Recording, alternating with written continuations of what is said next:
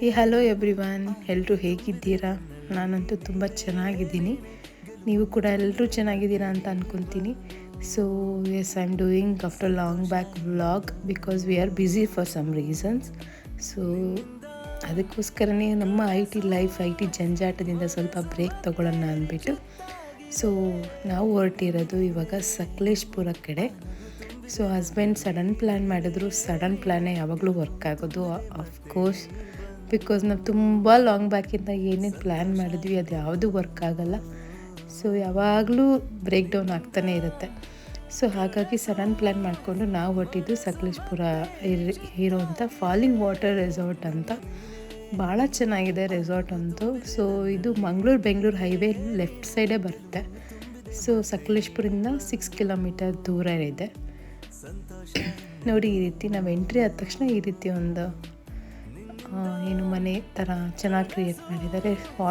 Resort ತುಂಬ ಬರೀ ಈ ಥರ ನದಿ ಹರ್ಕೊಂಡು ಹೋಗೋ ಥರನೇ ಇದೆ. ಮಳೆ ನೀರೆಲ್ಲ ಬೆಟ್ಟದ ಮೇಲಿರೋದ್ರಿಂದ ಮಳೆ ನೀರೆಲ್ಲ ಬೀಳುತ್ತಲ್ಲ, ಸೊ ಹಾಗಾಗಿ ಅದೇ ಥರ ಹರ್ಕೊಂಡು ಹೋಗ್ತಾ ಇರುತ್ತೆ. ನೀರು ಸುತ್ತಮುತ್ತ ಎಲ್ಲ ಪೂರ್ತಿ ರೆಸಾರ್ಟ್ ಸುತ್ತಮುತ್ತ ಎಲ್ಲ ಈ ರೀತಿನೇ ಕವರ್ ಆಗಿದೆ. ಸೊ ಮೇಯ್ನ್ ಅಟ್ರಾಕ್ಟಿವ್ ಥಿಂಗ್ ರೆಸಾರ್ಟಲ್ಲಿ ಅಂದರೆ ಈ ಹಟ್ಸ್ಗಳು. ಇದು ಕಾಟೇಜಸ್ ಆ್ಯಕ್ಚುಲಿ. ಇದು ನಾವು ಟ್ರೈ ಮಾಡಿದ್ವಿ ಬುಕ್ ಮಾಡೋದಕ್ಕೆ, ಬಟ್ ಆಗಲಿಲ್ಲ.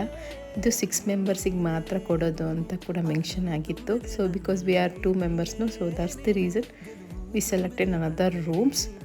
ಸೊ ಬೇರೆ ರೂಮ್ ಸೆಲೆಕ್ಟ್ ಮಾಡ್ಕೊಂಡಿದ್ವಿ ಇಬ್ಬರು. ಸೊ ಅದು ಕೂಡ ಭಾಳ ಚೆನ್ನಾಗಿತ್ತು. ನಾನು ನಿಮಗೆ ತೋರಿಸ್ತೀನಿ. ಸೊ ವ್ಯೂ ನೋಡಿ, ಬೆಟ್ಟದ ವ್ಯೂ ಎಷ್ಟು ಚೆನ್ನಾಗಿ ಕಾಣುತ್ತಿದೆ. ಹಾಗೆ ಫೋಟೋಶೂಟ್ಸ್ ಮಾಡಿಕೊಂಡು ಅವ್ರು ಇನ್ನೊಂದು ರೂಮು ನೋಡಿ ಅಂತ ಹೇಳಿದ್ರು. ಬಿಕಾಸ್ ಮೆಟ್ಲು ಹತ್ಕೊಂಡೆಲ್ಲ ಹೋಗಬೇಕು, ಸ್ವಲ್ಪ ದೂರನೇ ಇದೆ ನಿಮ್ಮ ರೂಮ್ ಬುಕ್ ಮಾಡಿರೋದು ಅಂತ ಹೇಳಿದ್ರು. ಪರವಾಗಿಲ್ಲ, ನಾವು ಒಂದು ನ್ಯೂ ಅಡ್ವೆಂಚರ್ ಟ್ರೈ ಮಾಡ್ದಂಗೆ ಆಗುತ್ತೆ ಅಂದ್ಬಿಟ್ಟು ನಾವು ಬುಕ್ ಮಾಡಿದ ರೂಮೇ ಸೆಲೆಕ್ಟ್ ಮಾಡ್ಕೊಂಡ್ವಿ.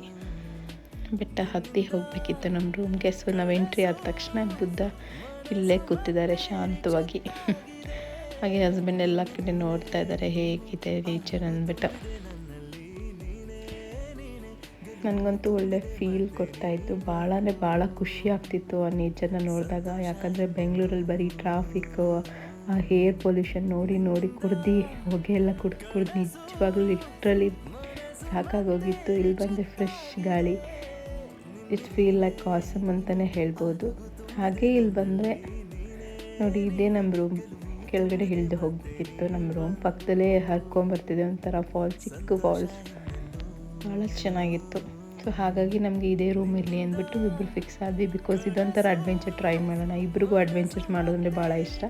ಸೊ ಇದೊಂಥರ ನ್ಯೂ ಎಕ್ಸ್ಪೀರಿಯನ್ಸ್ ಅಂತಲೇ ಹೇಳ್ಬೋದು. ಟ್ರೈ ಮಾಡೋಣ ಅಂದರು ಅವರು ಕೂಡ. ನಾನು ಓಕೆ ಅಂದೆ. ಇದೇ ನಮ್ಮ ಇದ್ದಿದ್ದು ರೂಮ್. ಸೊ ಸುತ್ತ ಈ ಥರ ಮರ ಗಿಡಗಳು ಭಾಳ ಚೆನ್ನಾಗಿತ್ತು. ಆ ಪಕ್ಷಿಗಳ ಕೂಗಾಟ ತುಂಬ ಇಷ್ಟ ಆಯಿತು ಆ ನೇಚರ್ ಜೊತೆ ಇದ್ದಿದ್ದಂತೂ.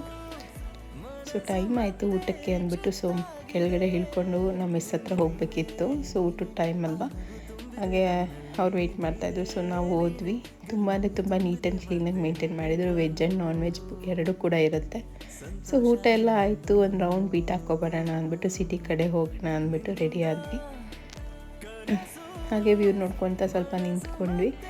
ಇಬ್ಬರು ಡಿಸೈಡ್ ಮಾಡಿ ಸಕಲೇಶಪುರ ಒಳಗಡೆ ಹೋಗ್ಬರೋಣ ಹೇಗಿದೆ ಅಂದ್ಬಿಟ್ಟು ನೋಡ್ಕೊಬರೋಣ, ಒಂದು ಬೀಟ್ ಹಾಕ್ಕೊಂಡು ಅಂದ್ಬಿಟ್ಟು ಹೊರಟ್ವಿ. ಸೊ ಭಾರಿ ಮಳೆ ನಿಲ್ಲಂಗೆ ಎಲ್ಲ ಜಿಡಿ ಮಳೆ. ಆ ವೆದರ್ಗೂ ಕಾರ್ ರೈಡ್ಗಂತೂ ಭಾಳ ಚೆನ್ನಾಗಿತ್ತು. ನಮಗಂತೂ ಒಂದು ಲಾಂಗ್ ಬ್ರೇಕ್ ಸಿಕ್ದಂಗೆ ಫೀಲ್ ಆಯಿತು. ಹಾಗೆ ಮತ್ತೆ ಇಬ್ಬರು ರೆಡಿಯಾಗಿ ರೂಮಿಗೆ ಬಂದು ಸೊ ಹೀಗೆ ರೆಡಿಯಾಗಿದ್ವಿ.